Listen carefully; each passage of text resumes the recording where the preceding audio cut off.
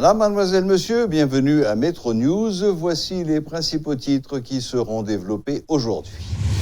Le 20 mars est la date retenue par le Sénat pour la séance d'interpellation du Premier ministre Jean Séan. Le président du Sénat, Karl Murat-Cantave, en a fait l'annonce ce jeudi sur son compte Twitter. Le sénateur Kedler Augustin se dit contre une motion de censure du gouvernement de Jean Séan. Interrogé sur l'interpellation du chef du gouvernement, M. Augustin croit que les 9 sénateurs interpellateurs ne sont pas sur la même longueur d'onde. Des affrontements entre gangs armés se poursuivent au centre-ville de Port-au-Prince où les activités commerciales sont paralysées depuis plusieurs jours.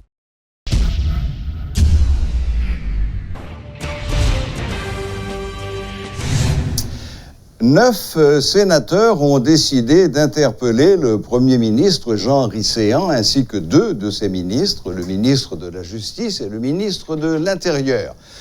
Pour faire le point sur cette question, nous avons avec nous l'un des signataires de cette demande, en l'occurrence le président de la Commission Justice et Sécurité du Sénat, le sénateur Jean-Renel Senatus. Bonsoir, sénateur. Bonsoir Serge, bonsoir aux téléauditeurs de Radio Télémétropole. Sénateur Senatus, première question. Qu'est-ce qui a motivé cette interpellation? Il faut dire que la Commission Justice et Sécurité publique du Sénat de la République, depuis un bon nombre de temps, est en train d'observer le comportement de notre gouvernement. Avant même l'arrivée de M. Séan à la tête du gouvernement haïtien, il y avait eu M. Lafontaine. Avec M. Lafontaine, on avait enregistré pas mal d'événements malheureux dans ce pays. Par exemple, Café Trio, au Cap haïtien, où il y avait eu mort d'homme. À Marmiran-Tiot, où plus d'une quinzaine de vies de policiers a failli être passé en fumée. En dernier lieu, on a eu l'arrestation de plusieurs étrangers, et dont un haïtien, qualifié jusqu'ici, entre guillemets, de mercenaires. Nous autres, au niveau de la Commission Justice et Sécurité publique du Sénat, nous avons jugé bon et nécessaire d'avoir plusieurs séances de travail avec les responsables de la politique de sécurité du pays, le CSPN. Et il faut dire, en un premier temps, le CSPN avait été invité le 26 février 2019. On est sorti insatisfait de cette séance de travail. On a dû donc convoquer une deuxième séance de manière plénière ce 12 mars 2019. Et là encore, on est sorti insatisfait. Et puisque le contrôle s'exerce soit par l'invitation, la convocation ou l'interpellation, la dernière phase qu'il nous reste donc à brûler, c'est l'interpellation. Et cette phase-là doit être assortie de sanctions. Yeah. Maintenant, Maître Senatus, vous avez précédemment qualifié cette affaire des 7 étrangers interpellés, arrêtés, puis relaxés sans autre forme de procès. Vous avez qualifié cette histoire de goutte d'eau qui a fait déborder le vase. De quel vase s'agit-il? C'est toutes ces affaires que vous avez évoquées? Là, je parle de la sécurité nationale, de la sécurité du pays. D'accord. Cet après-midi, personne ne peut fréquenter le bicentenaire. Le bicentenaire qui est la zone qui se situe, pour vos téléspectateurs qui sont à l'étranger, à l'ouest de Port-au-Prince. Personne ne peut fréquenter cette zone parce qu'il y a des gangs qui se battent là-bas, il y a des gangs qui se réclament du territoire, il y a des gangs qui sèment la terreur. Et aujourd'hui, on a dans les statistiques répertorié un ensemble de 200 à 300 000 armes à feu qui sont en circulation de manière irrégulière dans ce pays. Il y a 2 semaines de cela, j'ai eu à indexer certaines de nos autorités qui sont armés d'armes de grand calibre. C'est pour dire que le problème de sécurité du pays doit être posé aujourd'hui. On vient d'avoir l'installation au Palais national d'une commission de désarmement. Tout ceci, c'est pour vous dire que c'est un problème urgent qu'on doit adresser et il faut le faire le plus rapidement possible. Oui, mais quel rapport direct y a-t-il avec ces 7 qu'on a qualifiés de mercenaires? Quel rapport direct y a-t-il entre l'insécurité générale du pays, ces gangs qui s'entretuent, et l'aventure de ces 7 mercenaires, entre guillemets? Ce qu'on m'a rapporté, c'est que ces hommes-là ont été arrêtés avec des armes de grand calibre en main, en pleine circulation. Oui. Dans la ville de Port-au-Prince, dans la capitale. Oui. Mais s'ils étaient armés d'armes automatiques, je dois savoir quelle a été la mission de ces hommes. Lorsqu'on a eu des informations, on continue à constater des corps inertes à travers toute la capitale de Port-au-Prince, la capitale d'Haïti, et que l'on surprend plusieurs étrangers avec des armes de grand calibre en main, en pleine circulation, on doit se questionner sur la mission de ces hommes-là.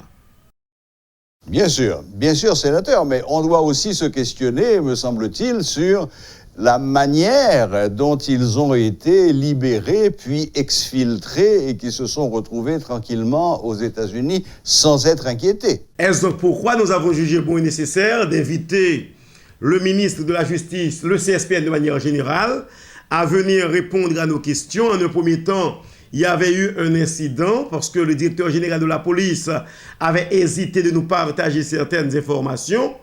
On a dû convoquer le CSPN en assemblée plénière, ce qui a été fait. Là encore, après le huis clos réclamé, sollicité par le Premier ministre, on est sorti insatisfait. Et aujourd'hui, il est question d'interpellation du gouvernement parce qu'ils doivent... Alors, les membres du CSPN doivent nous fournir des informations qu'ils devraient en quelque sorte nous fournir sur la mission de ces gens. Qui étaient-ils? D'où sont-ils venus? Le pourquoi de leur mission? Donc ce sont là des informations qui nous intéressent. Et comment ont-ils été libérés? Le ministre de la Justice nous a fourni certaines informations. Il a même exhibé un article d'une convention relative à la criminalité transnationale organisée. Un article qui ne tient pas vraiment, vu que c'est contraire à la matière en traitement. Très bien. Donc, si j'ai bien compris, la raison première de cette interpellation du Premier ministre, président du CSPN, des ministres de la Justice et de l'Intérieur, a pour but, l'essentiel de la chose, c'est de finalement faire la lumière sur, que faisaient ces hommes en Haïti, comment ils sont rentrés, comment les armes sont entrées et comment se fait-il qu'ils aient été libérés comme ça. C'est bien ça l'essentiel de ce que vous voulez savoir. L'objectif de l'interpellation, c'est de constater les violations des législations haïtiennes en vigueur et de tirer les conséquences, de sanctionner tout cela qui mérite d'être sanctionné. Très bien. Bon, toute séance d'interpellation doit forcément se terminer par un vote qui peut être soit un vote de confiance, soit un vote de non-confiance. Comment est-ce que vous voyez les choses? Vous connaissez bien le Sénat, vous connaissez vos collègues, vous avez été 9 à signer cette demande d'interpellation. Comment est-ce que vous voyez l'issue de cette séance d'interpellation? Jusqu'à présent, on est optimiste parce que nous sommes 9 sénateurs qui avaient signé l'ordre d'interpellation, alors que nous savons que nous allons avoir l'adhésion de bien d'autres collègues. On continue à travailler là-dessus, mais l'important pour nous, ça doit se terminer par un vote, quelle que soit l'issue. Nous autres, les interpellateurs, nous savons que nous avions fait ce que nous devrions faire dans ce cas, parce que les ministres sont appelés à exécuter, à faire respecter la Constitution et les lois de notre pays. Très bien. Deux autres questions très rapidement, sénateur Sénatus. La première, pourquoi faire cette interpellation aujourd'hui? Certes, le Premier ministre aura, dans les jours qui viennent, 6 mois déjà au pouvoir, et qu'il faut cette date limite de 6 mois. Donc vous avez convoqué, je crois d'ailleurs que les 6 mois, ce sera dimanche qu'il va. Vous avez convoqué pour le lundi et la séance elle-même pour le mercredi de la semaine prochaine. C'est bien ça? Malheureusement, la période de 6 mois est dans les esprits. Ah bon? Dans les esprits, pas dans la Constitution. Or là, on est en train d'appliquer la Constitution. Le Premier ministre pouvait être interpellé 3 jours, 3 mois, 15 jours après son installation. Ah bon? Oui. Bon, ben écoutez, je prends note, comme on dit dans le langage d'avocat, dont acte. Maintenant, très rapidement encore sur cette question un petit peu plus délicate. Qu'est-ce que vous répondez à ceux qui disent que cet ordre d'interpellation du Premier ministre est en fait une manœuvre politique? Bon, pour les interprétations, on peut en avoir plusieurs. On fait de la politique et on vit le moment de la liberté d'expression, liberté d'opinion. Donc tout le monde peut penser ce qui lui semble bon. Mais l'important pour nous, c'est que nous sommes en train de jouer nos attributions constitutionnelles. Nous avons constaté faire la lumière. Et nous continuons à constater que jusqu'à présent, le CSPN n'a pas encore délivré en matière de sécurité nationale. Donc, vous voulez faire la lumière et savoir ce que le CSPN fait pour rétablir un minimum de sécurité dans le pays. Effectivement, parce que la nation haïtienne en a besoin. Ah, c'est une évidence, bien sûr. Sénateur Sénatus, on passe rapidement à un deuxième sujet. En principe, les élections doivent avoir lieu au mois d'octobre prochain. Il s'agira de renouveler totalement la Chambre des députés ainsi que le tiers du Sénat. Beaucoup de voix se sont élevées pour dire que les conditions ne sont pas encore réunies pour que cette élection ait lieu. En effet, il manque la loi électorale, le nouveau CEP n'a pas encore été formé, etc., etc. Et même la loi de finances qui doit dire quelles sont les sommes qui seront attribuées à l'organisation de ces élections, cette loi de finances qui avait été retoquée par la Chambre des députés n'a pas encore été renvoyée devant les députés et les sénateurs. Alors, d'après vous, est-ce que ces élections d'octobre 2019 ont une chance de se passer correctement, ou bien est-ce que, comme le président du Sénat, M. Murat, vous pensez qu'on n'est pas prêt? Contrairement au président Karl Murat-Cantave, moi je dirais que je suis là comme sénateur de la République, faisant partie des autorités ayant la direction de ce pays pour décider et prendre des décisions pour la population. C'est vrai que les conditions ne sont pas réunies. C'est vrai que le constat est fait par tout le monde que les paramètres, les balises ne sont pas vraiment jetés. Mais l'important, nous sommes là pour lutter et militer à ce que nous ayons la stabilité au niveau de nos institutions. Et vous pensez que dans 7 mois, les élections pourront se faire? Avec la volonté, si on est animé d'une très bonne volonté au niveau des 3 pouvoirs de l'État, c'est sûr qu'on parviendra à organiser les élections pour éviter l'instabilité au niveau de nos institutions. Instabilité locale et internationale, car sans Chambre des députés et avec seulement les 2 tiers du Sénat, les grands financiers de ce monde ne vont pas accepter de nous prêter de l'argent, et même les 229 millions du FMI risquent d'être mis en danger. Moi, je crois que c'est aux dirigeants du pays de faire de leur mieux pour créer les conditions nécessaires à la tenue des élections. Une toute dernière question, sénateur Senatus.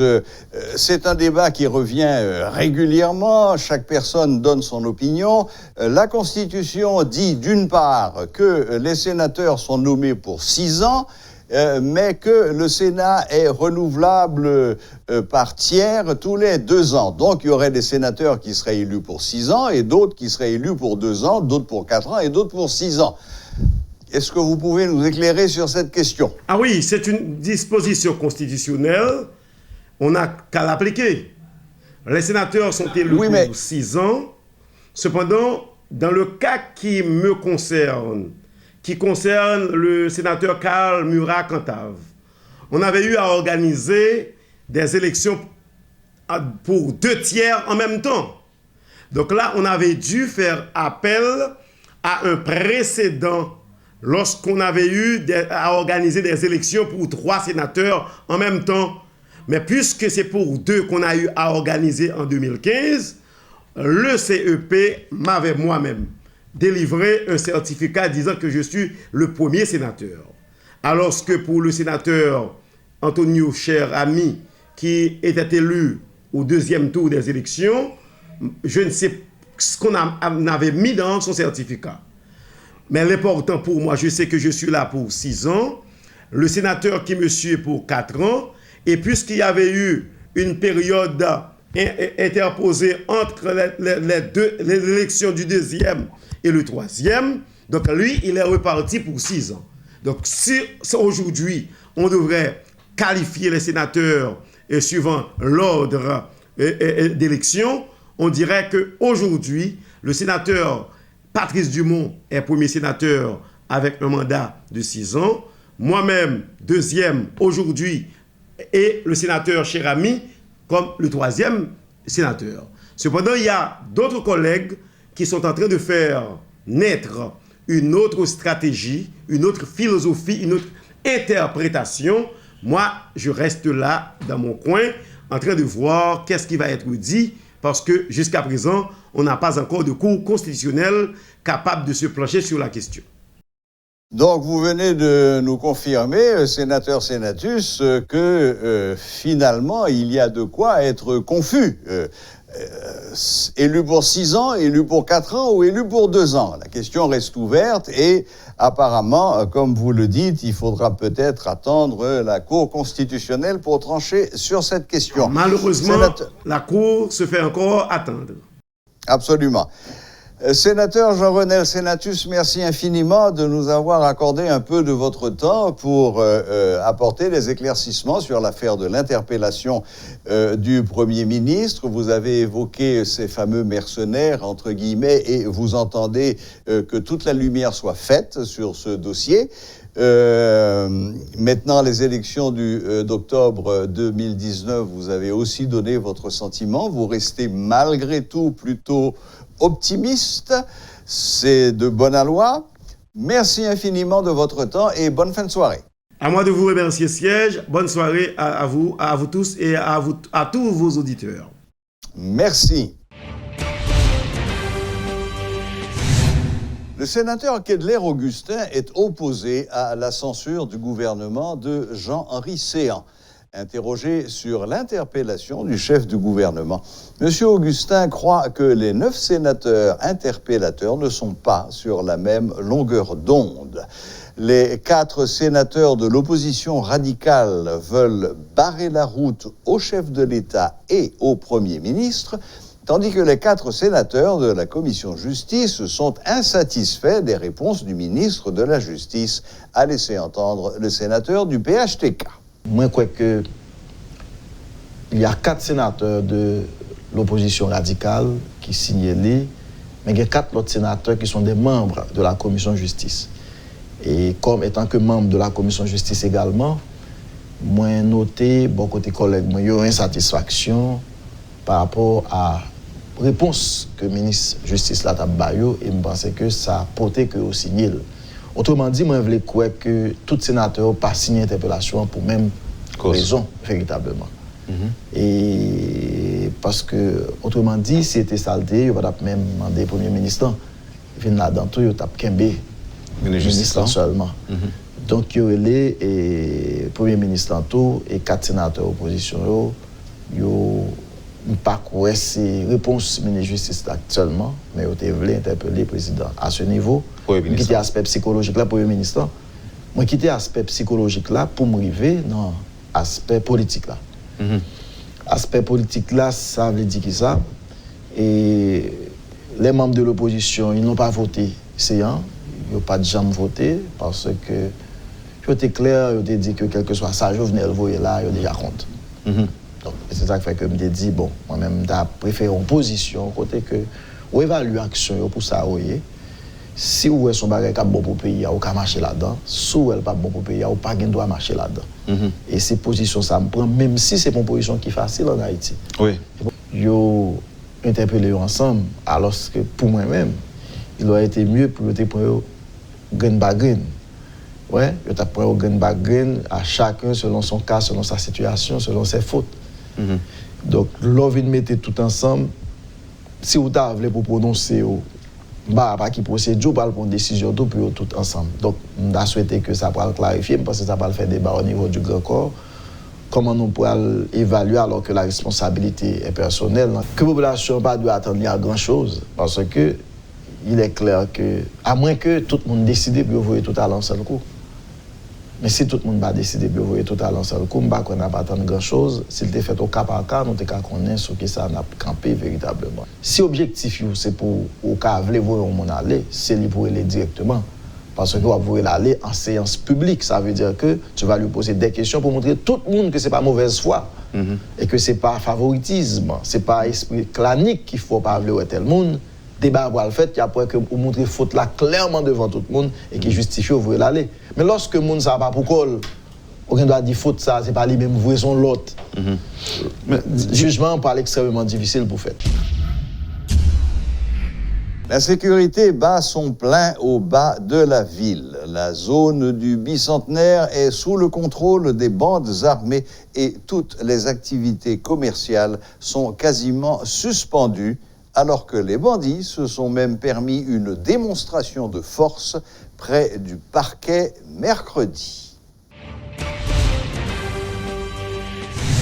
Des progrès ont été réalisés en ce qui concerne le ramassage des ordures dans la commune de Port-au-Prince. C'est ce qu'a fait savoir le maire de la ville. Contrairement à ceux qui se plaignent de l'état d'insalubrité de la capitale, Yuri Chevry a affirmé que plusieurs zones sont propres et que l'administration communale continue à prendre les dispositions pour les garder propres. Entre-temps, l'édile appelle à la collaboration de tous les citoyens. Si nous avons à peu près dans 36 km, 1 million de gens qui produisent fatra, c'est à bailler un pile fatra par jour. On nettoie matin, l'après-midi, le ressort. Mais il faut continuer à nettoyer. Son éternelle stratégie pour qu'il y ait propre. Nous n'avons pas de problème à ça. Nous commençons à arriver là. Nous commençons à gagner assez d'équipement. Nous continuons pour l'équipement. D'ailleurs, il y a une raison qui fait nous focus sur la fiscalité. C'est une raison. Là, nous venons dans la mairie à 2 ans de ça. Nous avons un camion. Nous avons 24. Même pour garantir dans quelle que soit la zone dans le pays.